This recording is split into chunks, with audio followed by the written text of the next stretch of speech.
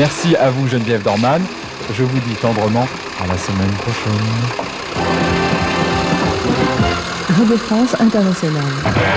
Salut, c'est Génération 90, présenté par Franck Mathieu, réalisé aujourd'hui par Laurence Colonne et Roland Kemener. On va retrouver dans quelques minutes toute l'équipe des Globetrotters d'Objectif Chine, après la Turquie, destination l'Iran aujourd'hui.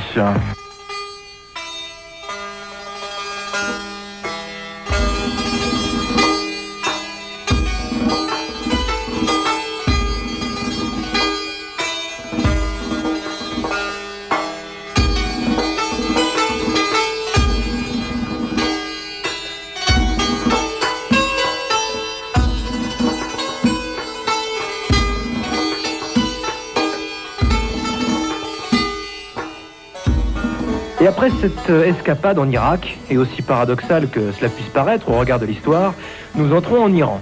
Un pays affublé d'une très mauvaise réputation, mais l'Iran, ce n'est pas seulement ce qu'on avait pu nous en dire. Ce n'est pas si noir, il faut oublier les idées reçues. L'Iran est en fait un pays splendide, et les Iraniens sont en général très sympathiques envers les étrangers, Philippe. Je crois qu'à travers les médias, nous avions une très mauvaise image de l'Iran. En fait, les Iraniens ont tous été très accueillants envers nous et ravis, par exemple, de nous indiquer la route. Après 10 ans de brouille avec les Occidentaux, ils sont vraiment heureux de voir que l'on s'intéresse à nouveau à leur pays. L'Iran fascine également par ses paysages.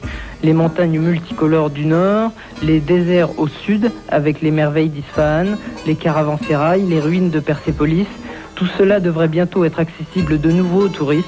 Évitez quand même d'avoir un passeport américain. Les inscriptions à bas les USA fleurissent encore les murs. Par contre, il est fortement conseillé d'amener ses dollars. Enfin, si vous devez vous rendre en Iran, nous vous souhaitons d'aimer le shish kebab. C'est du mouton haché en brochette.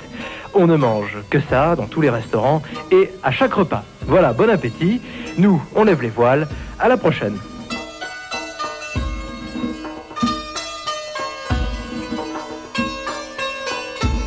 Voilà, on quitte Objectif Chine, on les retrouvera la semaine prochaine, cette fois-ci à la frontière irano-pakistanaise.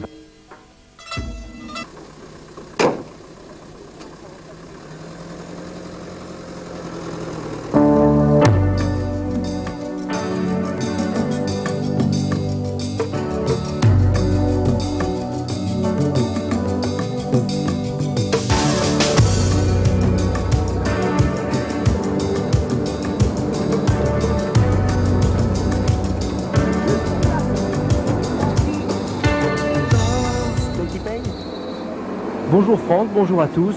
Événement de taille dans notre progression vers l'Empire du Milieu. Nous ne rentrerons pas en Chine en voiture.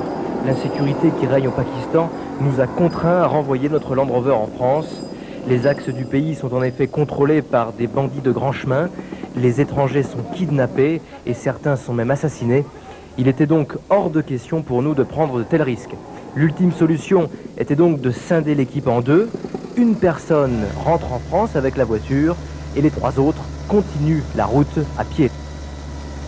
La route était vraiment très mauvaise, un coup du sable, un coup la pierre, c'est vraiment très dur. Et dans la tôle ondulée, il faut rouler très vite, sinon on abîme toute la mécanique. Bon, ça fait des journées très longues de conduite, c'est très fatigant. Hein. C'est très fatigant. On se concentre sur la conduite et il n'y a pas de problème. C'est l'aventure, c'est le désert. Bonjour à tous, nous nous retrouvons au Pakistan, plus exactement autour de la ville de Quetta, au sud du pays. Nous sommes dans le camp de Mohamed Ril, un camp de réfugiés afghans, où nous passons la journée avec une équipe de handicap international. Cette organisation non gouvernementale s'occupe principalement de former des techniciens et des physiothérapistes assistants qui vont ensuite travailler aussi bien dans les camps ici qu'en Afghanistan, à l'intérieur même de l'Afghanistan. Alors maintenant on va expliquer un petit peu le cas de cet enfant qui est devant nous, qui a apparemment des problèmes de jambes. Oui, c'est un cas de polio. C'est un cas de polio très sévère puisque cet enfant nous est arrivé dans une brouette il y a à peu près 4 ans. est donc incapable de se lever, incapable de faire le moindre mouvement avec ses jambes. Il avait juste quelques mouvements au niveau du bassin.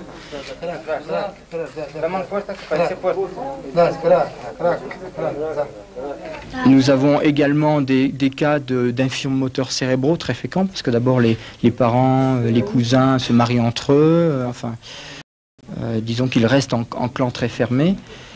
Nous avons également des problèmes de pieds-bots congénitaux et de luxation congénitale de hanches. Et toutes ces pathologies, nous pouvons essayer de leur donner une amélioration, et quelquefois nous avons de très très bons résultats.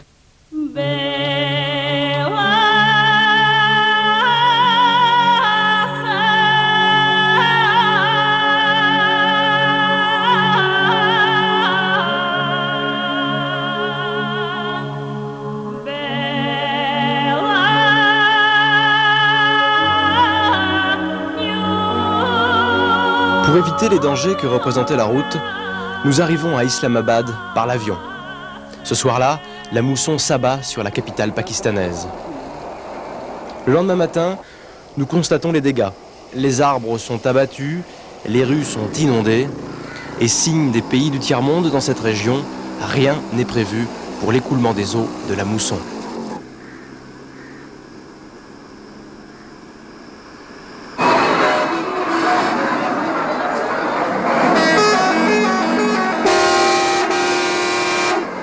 Le 7 août, Philippe prend seul le bus à Islamabad.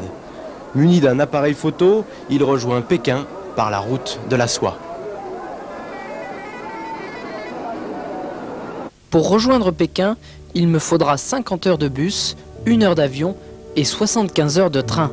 Au nord du Pakistan, la route emprunte de larges vallées fluviales entourées de sommets à plus de 7000 mètres. Au milieu de montagnes, le long des rivières, les habitants de la région cultivent des céréales et des arbres fruitiers. Le poste frontière avec la Chine, situé sur la fameuse Khunjerab Pass, est à près de 5000 mètres d'altitude. C'est cette route qu'ont emprunté autrefois Alexandre le Grand et Marco Polo. Ce sont ces paysages qu'ont admiré les pionniers de la croisière jaune il y a 60 ans tout juste. L'une des grandes escales chinoises de la route de la soie, depuis toujours, c'est Kashgar, la ville des Ouïghours, chinois d'origine turque, dans la province du Xinjiang. C'est un mélange étonnant entre les cultures, les odeurs, les couleurs du Moyen-Orient et de l'Asie. Tous les dimanches, des dizaines de milliers d'artisans s'y réunissent dans un des plus animés marchés d'Asie. Dans une ambiance poussiéreuse, on y trouve absolument de tout, de la soie bien sûr, des melons, de la fourrure, des bijoux, de l'artisanat et toutes sortes d'animaux.